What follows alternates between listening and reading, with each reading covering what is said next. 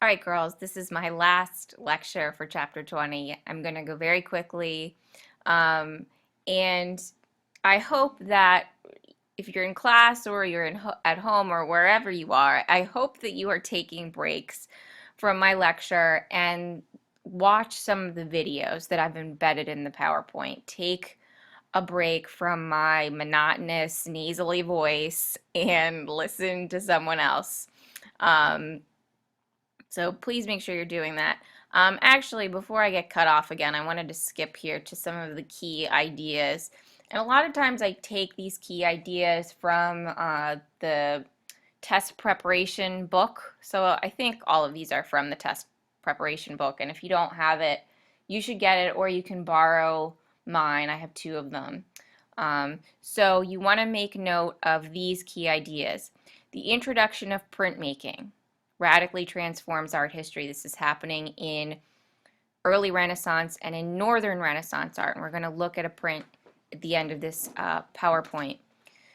You also want to take note of the oil painting. Flemish painting is characterized by symbolically rich layers of meaning applied to crowded compositions with high horizon lines. Okay, so again, I pointed out some high horizon lines in the Ghent altarpiece has one, and the crowded compositions of deposition, and also the international Gothic style influences Northern European painting in the early 15th century, particularly in the Book of Hours. Okay, so we looked at January and October.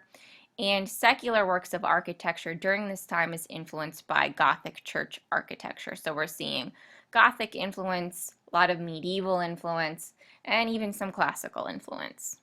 All right, so moving back. Sorry, I keep skipping around here. We ended with the Marode altarpiece, and now we're looking at more private images. So we're seeing a renewed interest in portraiture and landscape painting come about during the 15th century. We saw a little bit of portraiture in some of these altarpieces, in that we're seeing the donors depicted. So the donors are over here, praying, and obviously this is in their home, so they want to be pictured. Well, this leads into, full-scale portraits are being commissioned and are being painted. So this one is extremely famous, College Board favorite. You need to know about it. This is Giovanni Arnolfini and his bride, sometimes called the Arnolfini marriage portrait, painted by Jan van Eyck. The detail in this painting is absolutely amazing. And, you can look at this detail right here. And I wish one had one that was even closer, but you can see the scene, the entire scene that's going on is reflected in this convex mirror right here. Van Eyck has inscribed his name here, talked about how that was, one of his go-to things was always signing and inscriptions, but just the way this is painted and the intense detail that's going on here is quite amazing. We're also seeing symbolism again, okay, and this whole painting is filled with symbols. So the clogs represent that the event is taking place on holy ground. The little dog symbolizes fidelity. The pair of curtains have been opened, and the bedpost finial or crowning ornament is a statue of Saint Margaret, patron saint of childbirth. So she's back here. The whisk broom symbolizes childcare, and the oranges in the chest may refer to fertility. These were all traditional Flemish customs. So there's the oranges. Okay, so a lot of symbolism going on here, and I really ask that you pause this podcast right now and please watch this Arnolfini video so you can hear more about this painting and see some more close-ups and see the amazing detail that's going on. There's St. Margaret again. I'm gonna go through this quickly and not gonna spend too much time on this one, but this is by Petrus Christus. This is a goldsmith in his shop. more portraiture going on, and I think the coolest thing about this painting is this convex mirror reflecting the scene and kind of extending out into the space of the viewer. Um, so more naturalism here, um, sense of space, sense of perspective, and individualized faces. So we talked about this reintroduction of portraiture, seeing that become popular again during 15th century Northern European art. And so here's a portrait, and what's notable about this is that there's no religious imagery anywhere, okay? It's just a person. And it's called Man in a Red Turban, painted by Jan van Eyck. It's probably his portrait. We're pretty sure it's his portrait. I mean, I think it's pretty obvious because, and I'm reading from your book, it says, across the top, Van Eyck wrote, "As I can," in Flemish using Greek letters, and across the bottom in Latin appears the statement, Jan van Eyck made me, and the date. Okay, so that's, pretty telltale sign, I think. But just, look at the dimension going on in this fabric and this rich red color. Very beautiful and very, you know, significant characteristic of this time, this focus on vibrant color and fabric. And we're looking at another portrait here. This one's by Roger van der Weyden, Portrait of a Lady, done in 1460. Again, done with oils. Almost all of these are done with oil paint. And again, the intense detail. And I just think that this head covering here is just beautiful because it's sort of translucent, kind of encapsulating her hair. So very pretty. And the text talks about how this is a noble woman. We know that. We know she's a woman of means, and that her position is very pious. She has her eyes lowered, her hands folded. And the text also talks about how this piece of cloth almost creates an abstract effect. So if you can think back to Cubist art, we talked about that forever ago. We'll have to review. But, very angular and, kind of abstract looking. Okay, so this slide is a very large-scale triptych called The Garden of Earthly Delights, and it was painted by Hieronymus Bosch. This is one of my favorite images from this chapter, even though it's just crazy and bizarre. There's just so much to look at. There's so much going on, and it's just so much, so different from what we've looked at so far. So there's a ton to see here. I looked up some videos, and most of them were pretty inappropriate. I mean, there's a lot of inappropriate stuff going on in here. So if you want, you can look up some videos on your own.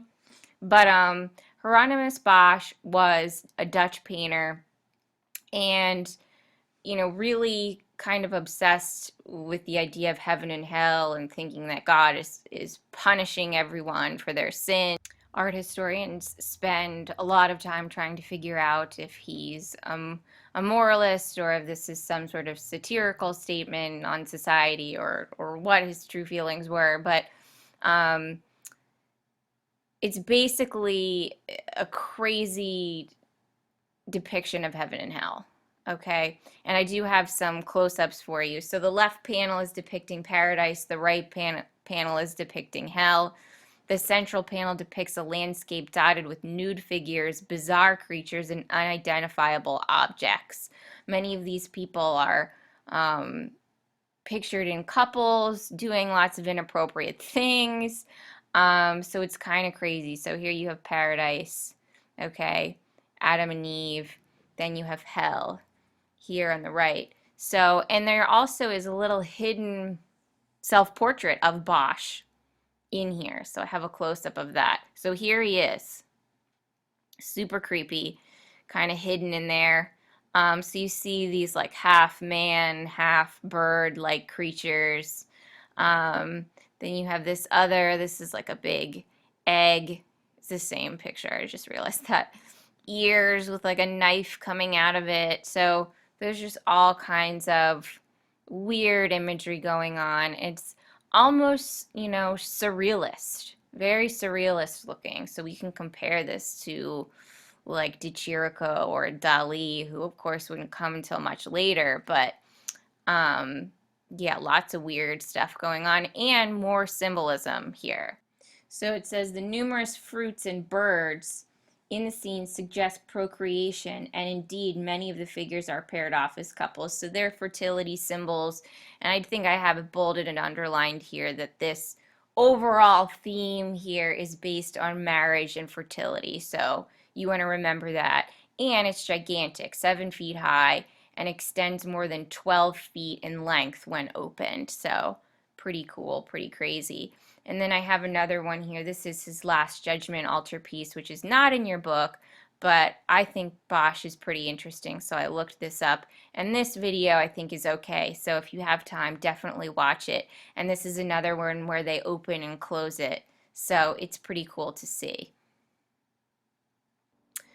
Okay, so continuing to move quickly, we're looking at the Melun diptych by Jean Fouquet. So we're in France now, I forgot to say that. So everything we looked at up until now was Flemish, was Flanders, so Holland, Belgium, and the Netherlands. But now we're in France. So this is a diptych. We're looking at the donor here is painted with his patron saint, Saint Stephen, okay, on the left-hand side. And on the right-hand side, we have this really interesting depiction of Mary and the Christ child. We haven't really seen anything like this before. It's very, kind of weird, she looks kind of like an alien here. And the interesting thing about this is that there is some personal connection going on. There's sort of a personal narrative going on here. So in your book, it says the depiction of the Virgin Mary was modeled after Agnes Sorel, who was the mistress of King Charles VII. So this image of the Virgin Mary was actually modeled on a real person. Okay. Okay, moving into Germany. I think we only have one piece from Germany, maybe more. Looks like one or two from Germany. So this is by Stefan Lochner, Madonna in the Rose Garden. This is done with tempera. So, you can compare this. Just look at the color scheme here and look at the color scheme here. So oil, tempera. A little bit more subdued, all right? The text also talks about the gold background being reminiscent of medieval art, okay? The halos are very flat looking, but the soft modeling in the face and the fabric, the way the fabric looks, are clear indicators that this is early Renaissance. So moving along here, I actually just realized I gave you the wrong information. So when I said we were moving into French art, everything we looked at up until this point was Flemish, and Flanders is northern France, Holland, and Belgium, not the Netherlands. So the rest of this French art is just southern France. So this is German. Okay, this is also this is from Switzerland. Okay, and I only have about a minute left, so I'm gonna go very quickly, and if I miss something, then you all just need to go in your book and read about it. So this is Miraculous Draught of Fish by Conrad Witz. It's part of an altarpiece. The other pieces were lost. It's notable because it's based on an actual landscape scene and because of the amazing effects he's created in the water. So you can see reflections, you can see these soft ripples going on in the water. So very realistic. Okay, we're looking at a large-scale altar of the Virgin Mary. This is by Wiet Stas from Poland. This is the Death and Assumption of the Virgin. Not going to spend too much time on it, but you do want to note that this is influenced by late Gothic architecture. And I'm going to get cut off, girls. So don't forget to study for your quiz on Monday.